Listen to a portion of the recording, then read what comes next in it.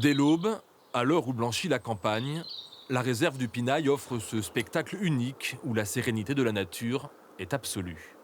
Un calme enchanteur alors même que la zone Natura 2000 qui englobe cette réserve naturelle vient d'être mise sur le devant de la scène internationale grâce à l'obtention du fameux label Ramsar.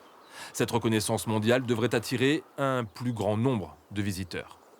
C'est un juste équilibre en fait à trouver, un aménagement de chemin, de savoir guider les gens, avoir des outils pédagogiques proportionnels aussi, au flux et puis, simplement adapter les chemins, les cheminements, pour qu'il n'y ait pas plus de dérangements sur la biodiversité et qu'on puisse quand même, renseigner un maximum de gens sur ces zones humides. Seul visiteur de la réserve en ce samedi matin un peu frisqué, cette famille de touristes charentais.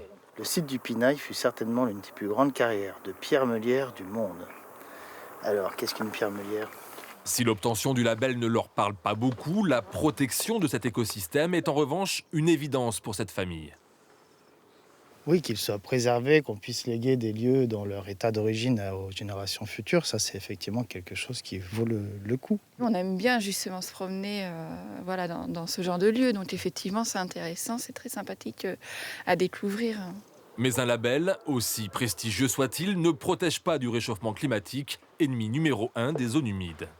On va avoir, des changements dans la répartition des pluies, une moins bonne capacité, de rechargement des mares, des températures plus hautes, qui vont favoriser l'évaporation, l'évapotranspiration et donc, moins d'eau au final dans ces mares, avec potentiellement des habitats qui vont s'assécher.